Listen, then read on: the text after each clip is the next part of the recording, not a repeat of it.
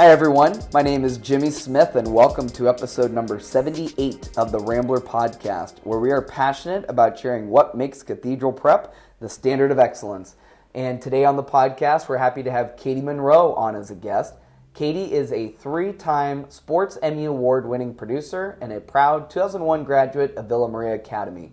Katie's journey in athletics and storytelling began early, excelling in both tennis and softball at Villa, then continuing her dual sport collegiate career at John Carroll University.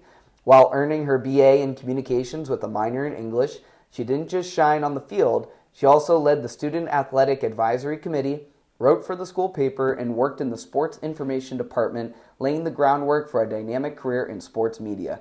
She went on to earn her master's in broadcast journalism from American University in 2006, then made the move to New York City to launch her career at CSTV, now CBS Sports Network.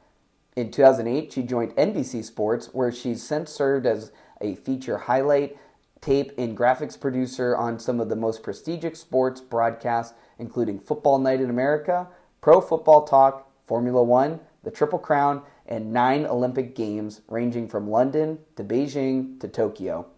So cool. Katie's production expertise extends across NBC, A&E's Biography, WWE Legends, the NFL Network, NBA Entertainment, and the USTA. Her ability to adapt, tell compelling stories, and lead in high-pressure environments has made her a sought-after producer in both live and post-produced content. Now back in the Erie area, Katie continues to work in television while also sharing her passion for sports as a private tennis coach.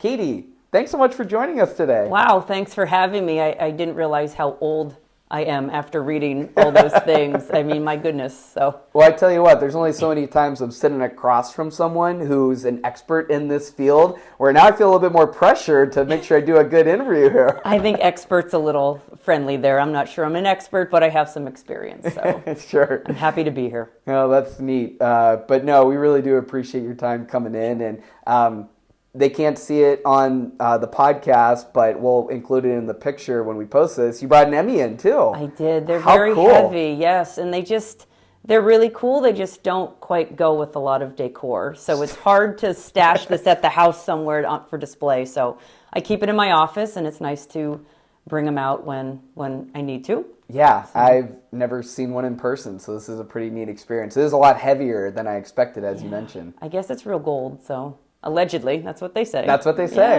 yeah. So. And you were mentioning that some of the kids that you do the coaching lessons with earlier when we were talking, when you showed up, they didn't believe it was real. Nope, they didn't, and they held it, and I had other people corroborate my story, and then they finally believed that. So I do have some pictures of some of the students holding the Emmys. They thought it was a cool thing. So happy to display her, and with people who want to see it. So. Yeah.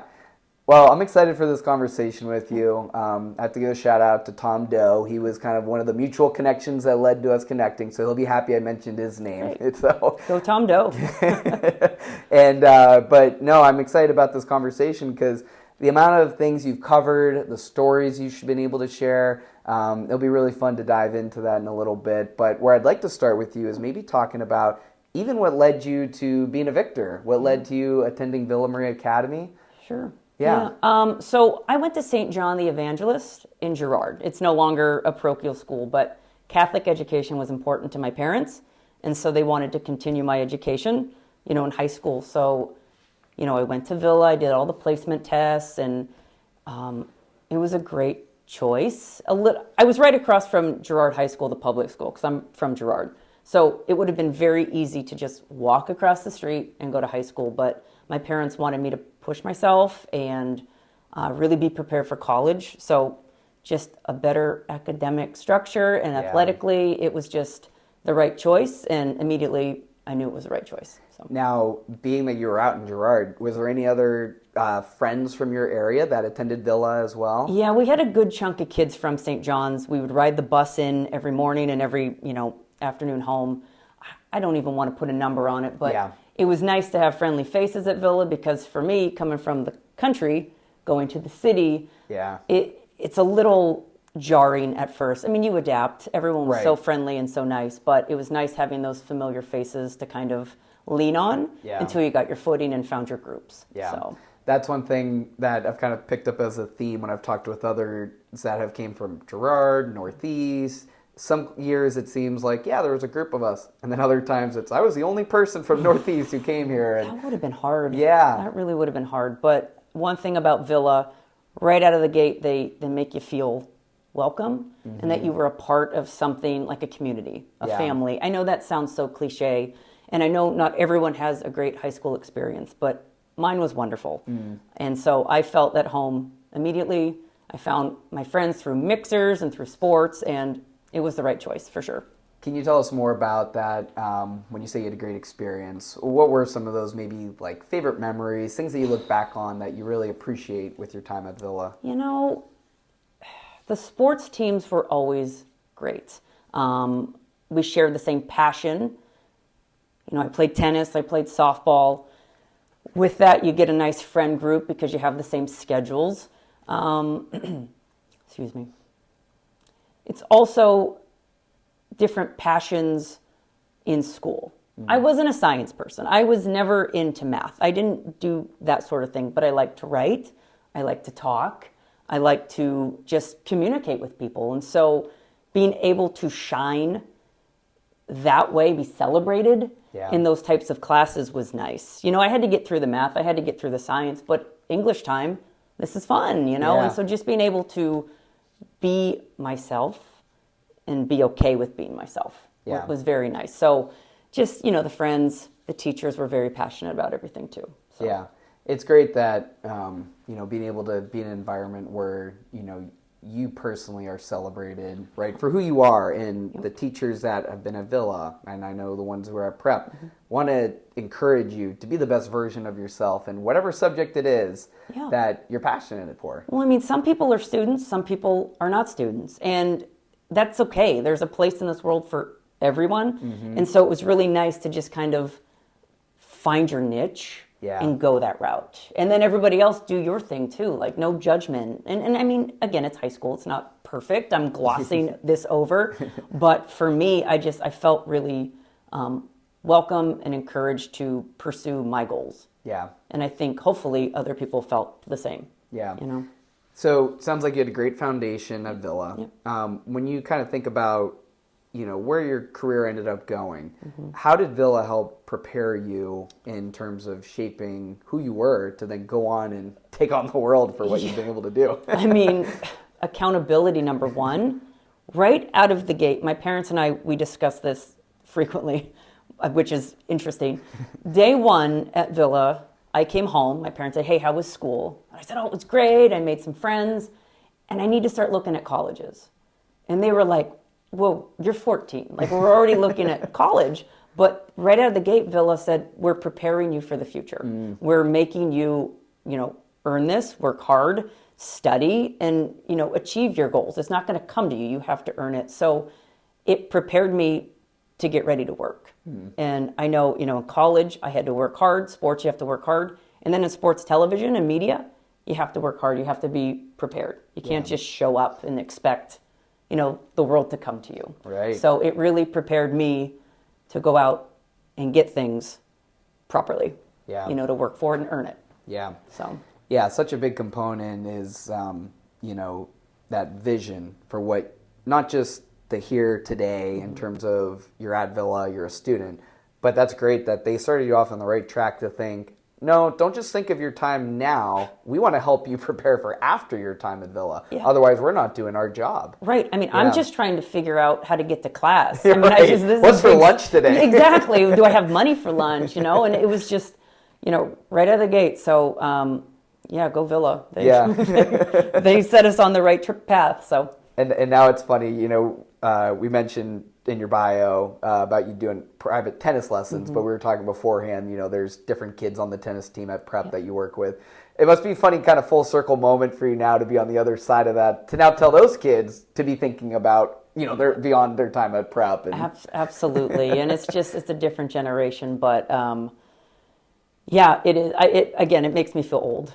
Like, it makes me feel so old. I didn't think I'd ever reach this point, but here we are.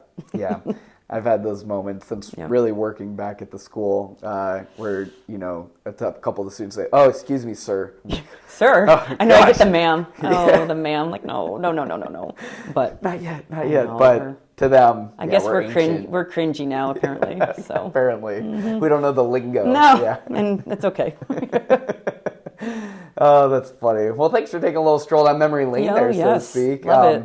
And we'll kind of transition now to talking a little bit more about what you've accomplished in your career, because it's pretty cool. Yeah. I mean, when you really look at it from a 20,000-foot view, it's pretty cool.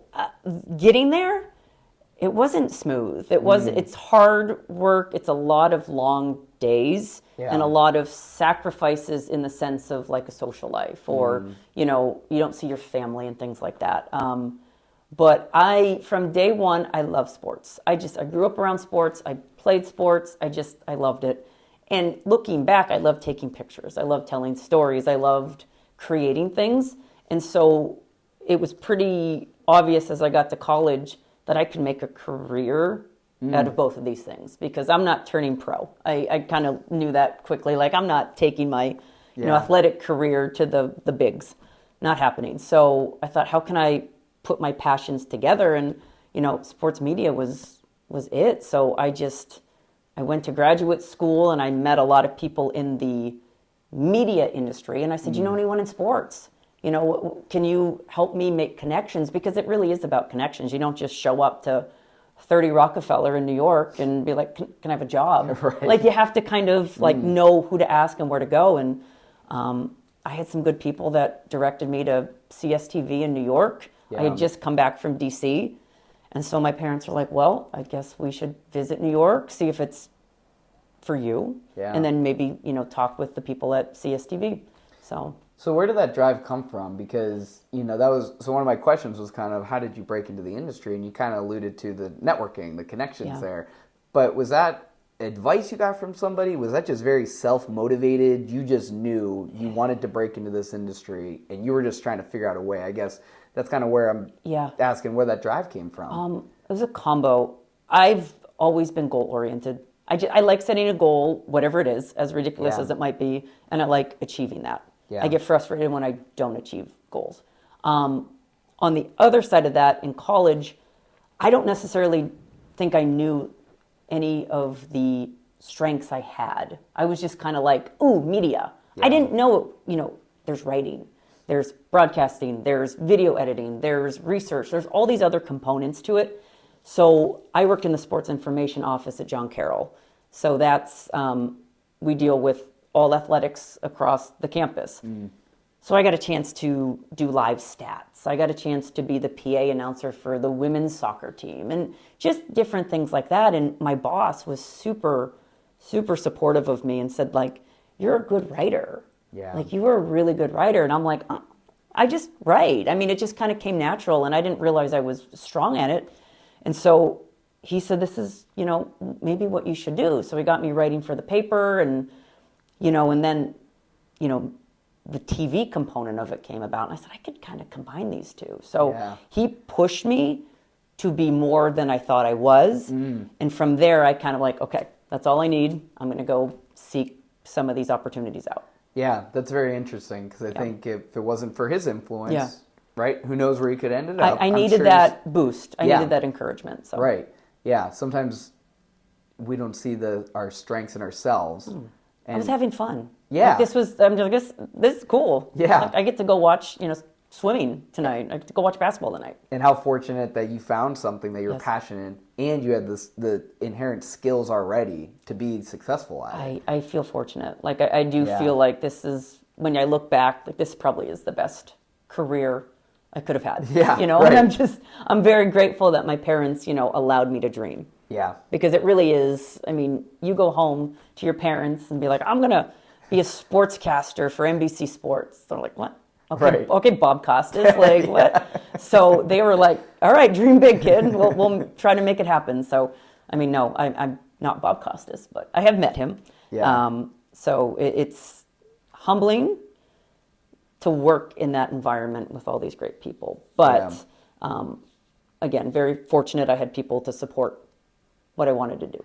So you went from Girard to Villa to John Carroll and then to New York City? Well, I went to D.C. for graduate school at American. Yes, that's right. And then to New York. Yes. Okay, so it was a little bit of a progression in terms of the Big Apple. Well, and I think it really helped in terms of like the awe factor. Like I was kind of ready for it. I mean, I think if I went from Girard to New York, it would probably be whoa, whoa, whoa, whoa. Right. I mean, I don't know if this is appropriate for the podcast, but the very first day I got to New York, my mom came with me and just helping me out, helped me move in. We walk around the corner and someone is going to the bathroom on the street, like right out of the, boom, day one. Yep. So I'm like, this is New York. This okay, is New York, welcome. I mean, the sights, the smells, the sounds, all of it. It makes it very, very special. How long were you in New York for? On and off for about 10 years. Okay. I was there for about 3 years when I worked for CSTV and I started with NBC. I moved home for just a few years, still freelancing for NBC, and then I moved back, in I want to say 2011 or so, and had a good stint there. And I kind of dabbled in Connecticut as well because they moved NBC to Stamford, Connecticut from 30 Rock. Okay. So I was kind of back and forth between New York and Stamford. Yeah. So a little bit of time there, back, Yep. and then a little bit all over. All over, yeah. And it's just... And you travel, I'm sure, a lot too. Well, it transitioned to travel. A lot of times I was working in the studio, which, was either at 30 Rock, which, again, 30 Rock, this is where, like, the nightly news is. This is where, SNL. Yeah. Everything's right there. So just every day you walk in, you're like, what is happening? I just saw, Kenan Thompson walking in. Like, cool. Like, yeah. So I was in the studio, excuse me, a lot initially. And then they sent me on the road, probably around 2013 or 14. So that's when you travel every weekend. You cover college football, basketball, NASCAR, whatever they need you. Yeah. So what were those early years like for you as, this was kind of your dream now to jump into this type of career. Yep. Now you're in it. What were those early years like as you were now getting acclimated to the field? Painful. I didn't know a lot, but I knew I didn't know a lot. So I went in there at least knowing I need to ask questions, I need to learn. I'm going to be a sponge. Some people don't go in as a sponge, and it doesn't always suit them. But yeah, I didn't even know all the fields that I could, like all the jobs I could do. I went in there, my first role at CSTV was a video logger. Okay. And what that means is I sit in front of a monitor and I watch a game and I have a pen and paper. I'm writing a time code and I'm writing what happened. Boise State 6-yard touchdown pass from so-and-so. Boom. That's boom, boom. That's what I'm doing. We eventually got to computers, but I'm handwriting most of that. Wow. That's $100 a day I was getting paid to do that. And I'm like, I better be really, really good at this because I need more than $100 a day. So, I just tried to be really responsible. I wanted to do a good job. And then suddenly people can rely on me. Mm-hmm. Hey, why don't you come cut highlights with us on weekends? Sure. Hey, you might be good in the graphics department where you do the live graphics on air. Okay. So I was just really open to change and to growth. But I also made sure I went through each progression, very diligently. Right. Like I'm going to be the best logger you've ever had. Right. I'm going to lean into that. It seems like that mentality is missing nowadays where a lot of people are looking to jump to the big job and career either out of school or as a big promotion versus what you did was really paying your dues, working your way up from where you were placed and knowing that you had an end goal in mind. Yeah. You know what though? Maybe those people are smarter. I mean, if you can take a straight path somewhere, I mean, might as well do that. I maybe am a glutton for punishment, but I like the process. I'm a completist. I love just from point A to the finish line. I like doing that, and I don't regret my choices, but there were some long days working the NCAA tournament. I mean, I get home at 3 a.m. and have to be right up in the studio again, 9 a.m. the next day. So it would have been nice some of those nights, maybe just getting the career I wanted, Yeah, but right, yeah. it's just not the way it is. So As I'll say you're it builds laying down, character. getting ready for 3 hours of sleep and back at it the next day. Exactly, Yeah. exactly. It's like trying to fit church in there. I mean, it was a mess because Yeah. you're working weekends. Yeah. You know, when people are at home, you're on the air. Right. So that's the other sacrifice you make. It's like I can't go out to Yeah. dinner tonight. I am working till midnight. Right. So Yeah.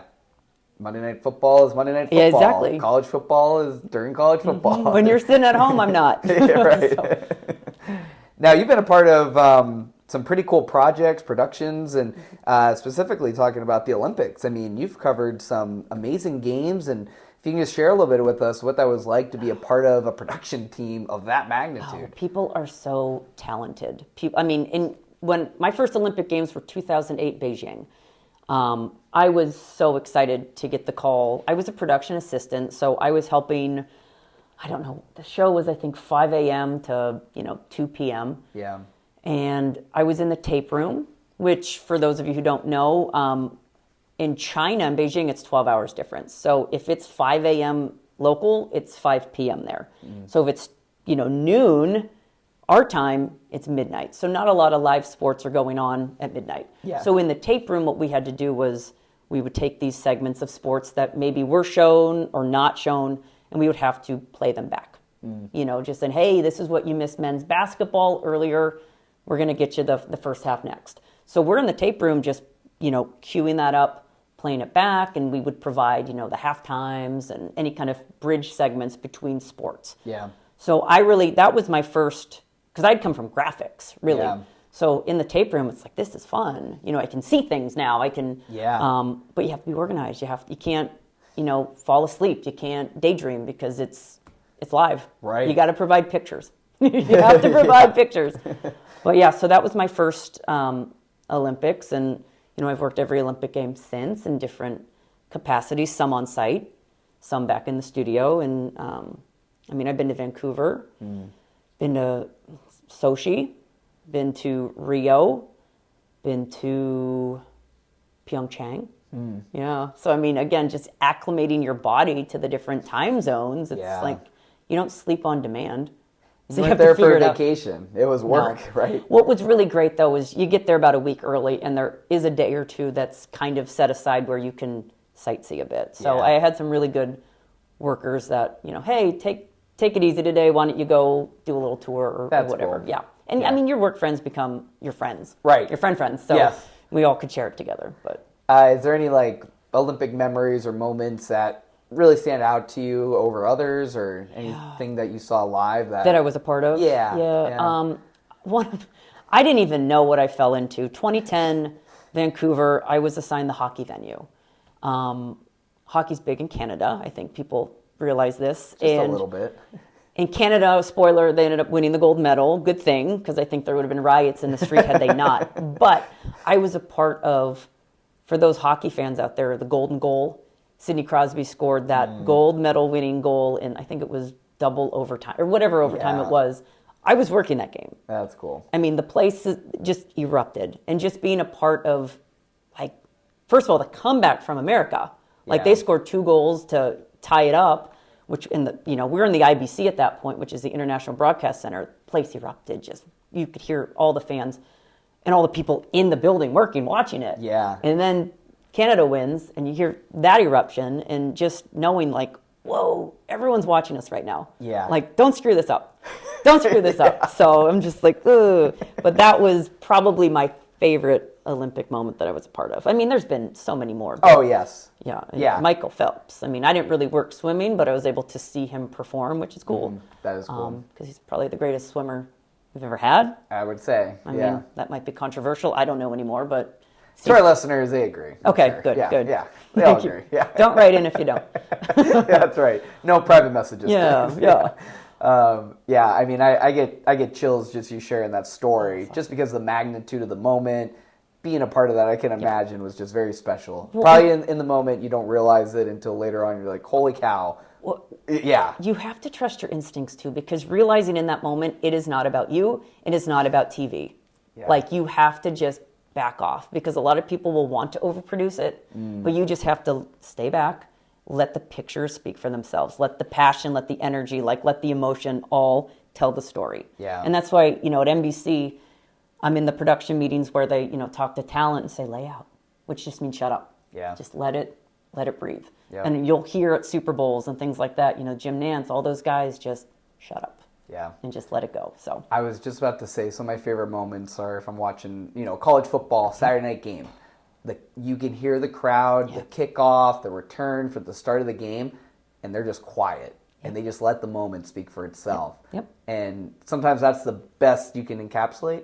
And then the game starts and they start the broadcasting. Yep. And it's such a cool moment of sports that I always enjoy. When the crowd's into it, you can hear it. It's just silent from the... Well, and that's really hard because what we're trying to do is give you the atmosphere through a little rectangular TV. Right. It's really hard to do. And that's why a lot of people are like, oh, I finally went to a Penn State football game. It is awesome. It is. It's a different experience. And it's really hard to mimic that on TV. Yeah. It's just doesn't transfer as well. But there's a time and place for both. Right. Yes, correct. I also like sitting in my climate-controlled family room watching. Right. I don't think we deal with rain or snow or whatever out there. So, but yeah. Yeah.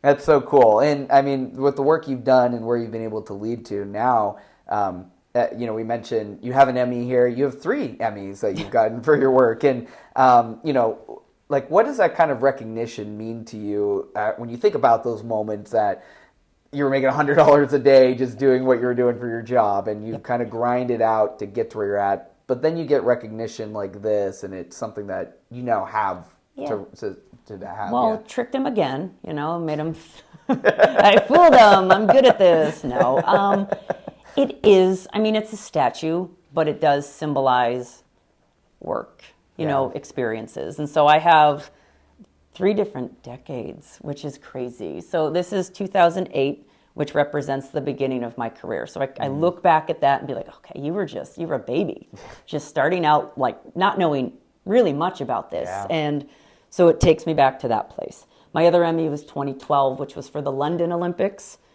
And I look back at that phase of my life where I'd moved back to New York. Sidebar, 2012, I was in graphics for the London Games, and it was right when social media was coming about. And so Twitter, everyone's tweeting. The women's gymnastics team had just won a gold medal. And so all these celebrities were tweeting. And so my producer said, I want to build a graphic with these tweets, because just to show how big this event is. We didn't really have graphic shells, is what they call them, for social media. And I remember saying, I don't really have a shell for this. All we can put behind their headshots is a flag, and they're not athletes, because the look was picture of the athlete and then their country flag. Yeah. Because again, we didn't have the Twitter logo or anything. So they're like, no, just put the flags. So we had Oprah, Lady Gaga, and Justin Bieber on this graphic.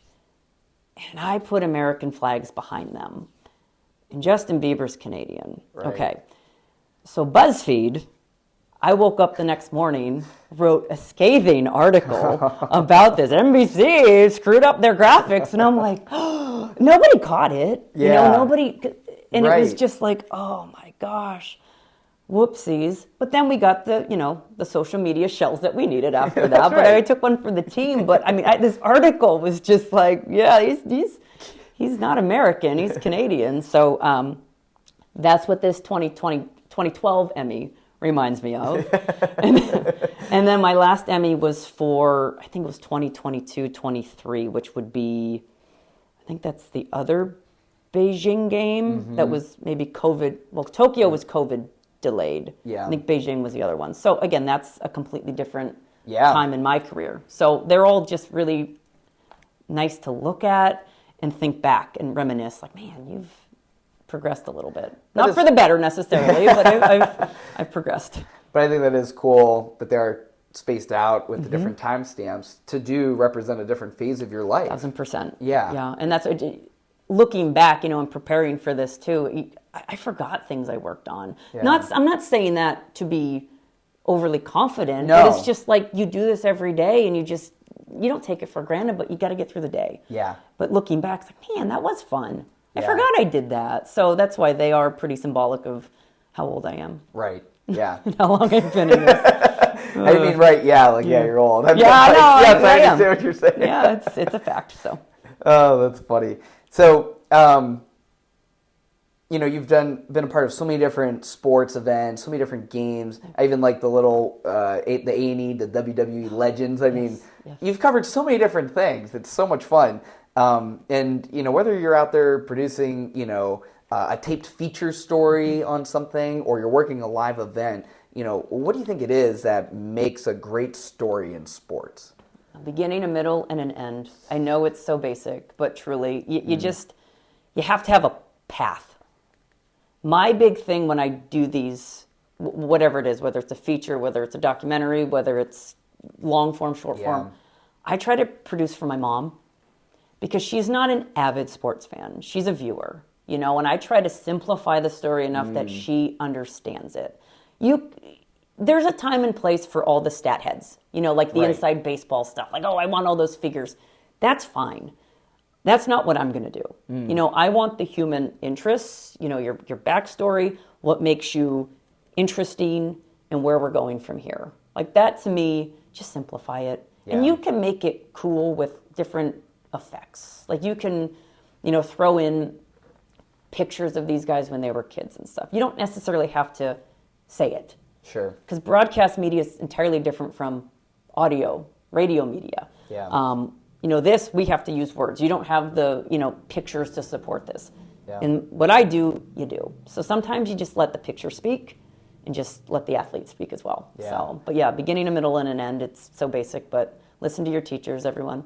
Yeah. And writing you're always going to write in life. So please try to perfect that. Yeah, you don't realize till later on how important writing is. To that point, I wish I would have spent a little bit more time working on writing, but here I am. That's okay. We're working on it every day. I'm sure you email, and that's a chance to practice your writing. Right, so that's right. Yes, just look for those opportunities. That's right.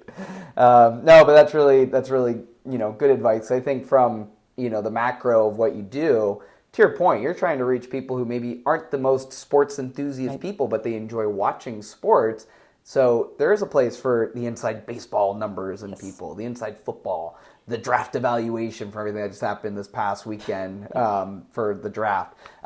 There's a place for that. But then there's also the stories behind these players who are drafted that really gets most of the viewers interested. Yeah, and you're also, the thing people don't understand is you have time limits. Yeah. You'll go into it, you have a show slotted for, let's say, 2 hours, and after commercials, it ends up being like an hour, 44 minutes. I don't have the commercial format in front of me, but it's not fully 2 hours of content.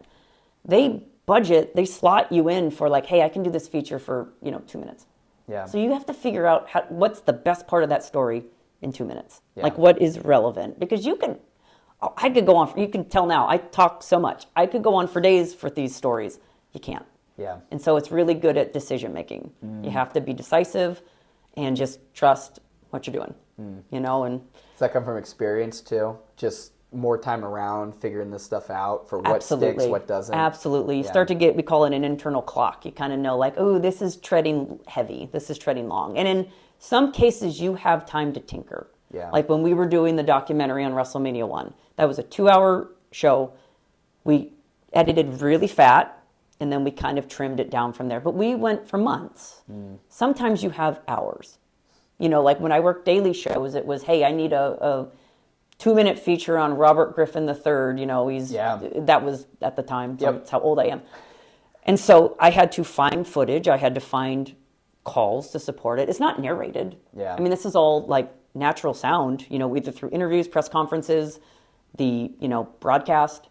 And you have to figure out, okay, I got this long to tell this long of a story. Yeah. So you have to be organized and have a vision. Right. So, but yeah, it's good times. I can imagine. It's good for the blood pressure. I was going to say, well, that's kind of the next question I had for you was, this could be, to your point, a fast-paced environment. Yeah. You're being asked of things, and it's like you have a deadline to these projects too, whether it's the deadline is, I need this by tonight for the 2-minute segment we're going to play on SportsCenter at this time or whatever the thing would be. For our listeners who maybe don't work in this world, but we all have high demanding jobs and family situations and pressure environments. You know, what kind of advice would you even give to us about what you've experienced in terms of working in, you know, fast-paced environments, demanding type of positions, things that can help us, maybe tools and tricks that you've learned in terms of, you mentioned being organized as one. Yeah, I mean, you just have to be prepared. Trust your instincts as well. That's a good question, because I don't really know how it translates to life, but they're life skills. Right. It's just focus too. You know, I know. I'm thinking. I like me there. Yeah. I like where you went with preparation, though. Oh wow, I stumped you. Yeah, I might take that as a little. You stumped me. Yeah. That was the trick question that I told you about. Yeah. Oh, I didn't read that one. Okay. No, but I like the preparation, because I do think that I've personally experienced as well. When I go into a week or a month, being prepared for what's to come, whether that's taking an hour just to sit down and mentally check the boxes of what I need to do.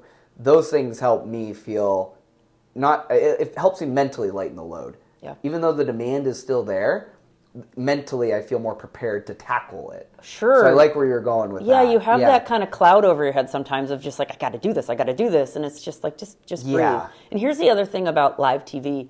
You get breaking news. Right. I'll give an example. We were doing daily shows when that Manti Te'o story came out, you know, with the fake girlfriend. Yeah. And we were like, we got to do something about this. Yeah. So we're scrambling, because NBC's a Notre Dame, you know, network. So they had tons of footage. And so you can't always prepare for it. We're sitting there like, okay, we got to throw something together, like a 30-second little bump.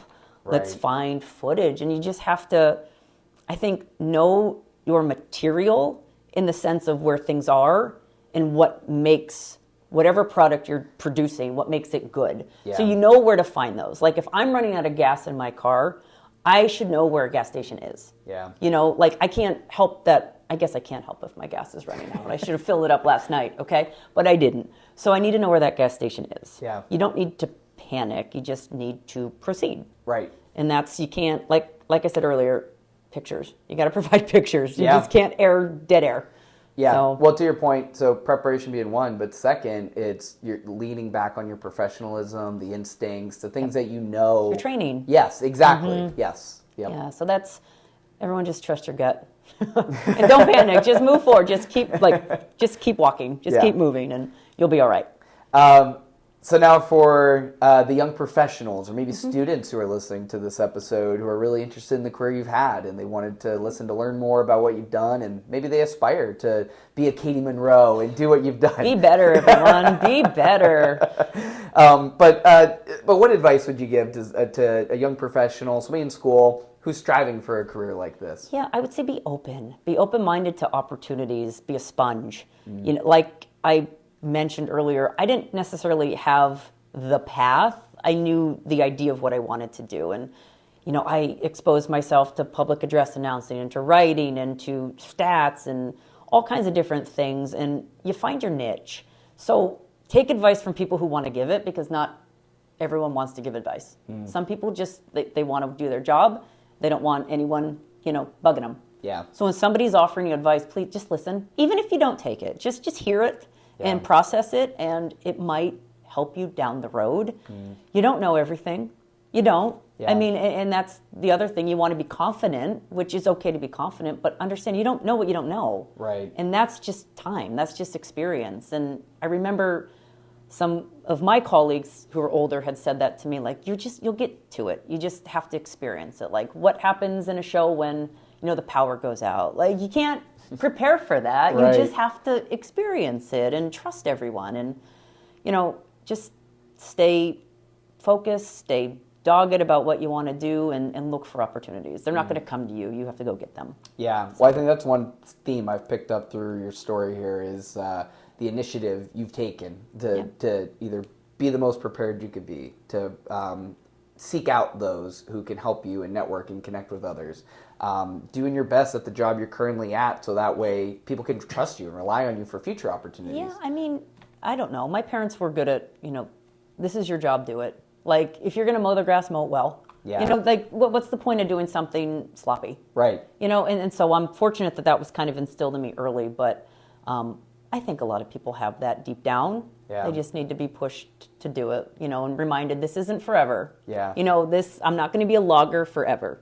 Now, there are some people who are loggers forever, and maybe that's what they want. Right. I didn't want that. Yeah. And I knew that going in, like, we're just going to step by step, you know, and climb this ladder best we can. And here's the crazy thing. There are so many more people more dogged than me, like even more driven, even more ruthless and cutthroat. And it's just, you almost have to do it to keep up with the industry. It's like, I don't want to get gobbled up here. If you want to be successful in this field, you almost have to demand yourself to this level. Sure. Yeah. I mean, and that's why you're working 80-hour weeks sometimes, especially Kentucky Derby time. I mean, that's, first of all, it's what, like a 2-minute race? Or is it 90 seconds? Whatever it is. The pregame's 5 hours. Yeah. Or the pre-race, whatever they call it. Right. I mean, that's a ton of content for a little race. But, I mean, you are preparing and preparing and preparing. And, you know, at the end of the day, when you watch the product and maybe you get an Emmy or you get some recognition, it does make it worth it, because you are like, yeah, you worked hard for that. Good job. Yeah. You know, you get a little attaboy. Yeah. Which is nice. Everyone likes that. Yeah, for sure. Yeah.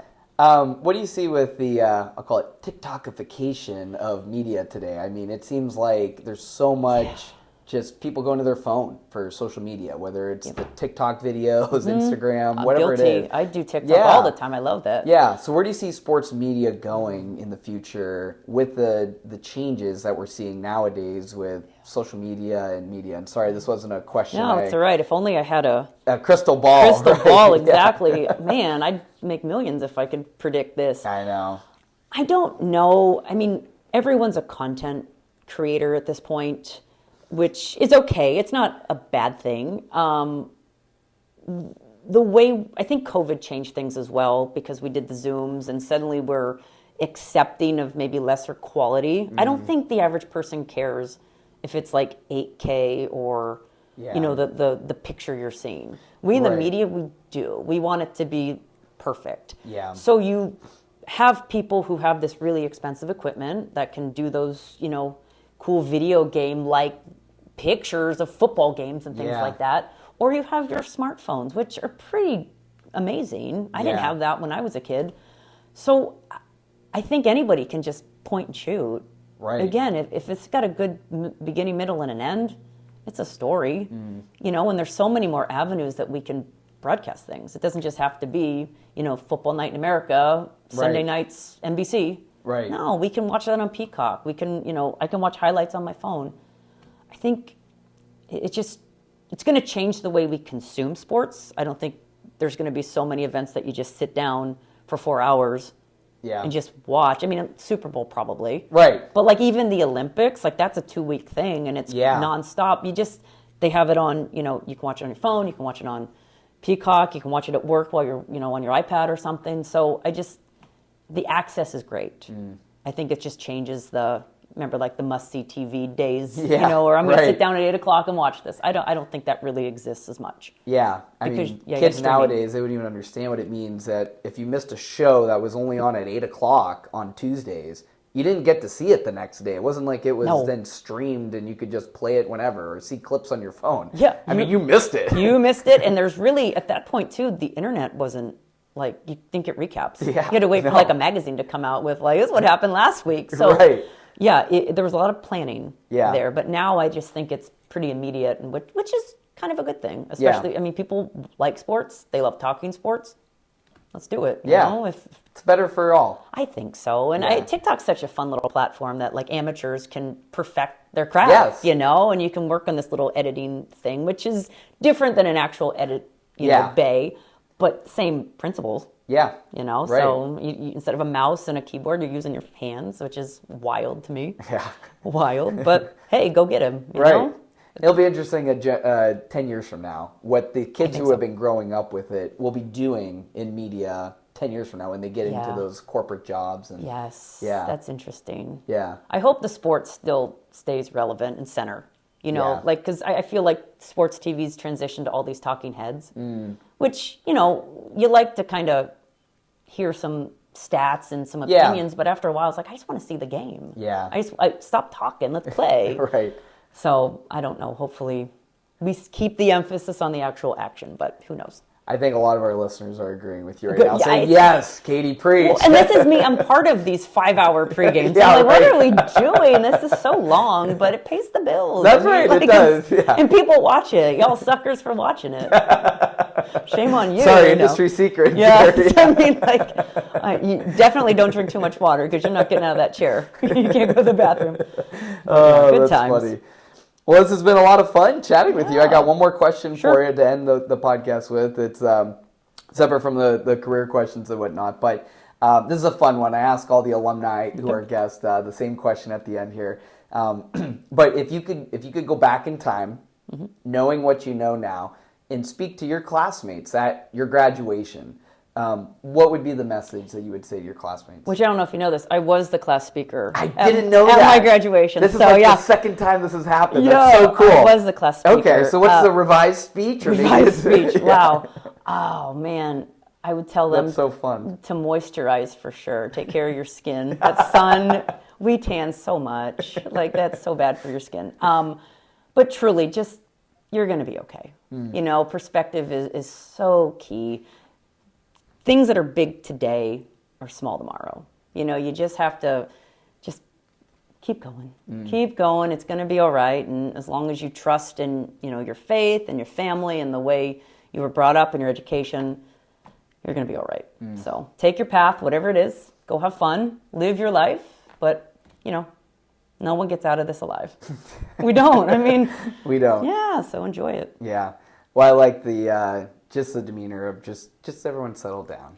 Right. We every single moment of our lives, we're constantly thinking about the future, worried about this, focus on this. And us. Yes. We're one of billions of humans. Yeah. Like we're not, I don't mean this in a negative way. We're not that important to everyone. Yeah. We're important to ourselves. We're important to our family members. I get that. But big picture, look above the world. There's billions of people out there. Like it's all gonna be okay. No, there's not a spotlight just on me or you, you know? So yeah, just perspective. Yeah. That's the big thing. That's amazing. Well, this has been so much fun. I feel like we could go for another hour talking about so many more stories, but maybe we'll do a part 2 in the future sometime. We'll have you back on. It's the sequel no one wanted. Nobody demanded that. But thank you for having me. This has been quite a lot of fun. Yeah, absolutely. Thank you so much, Katie. Thank you.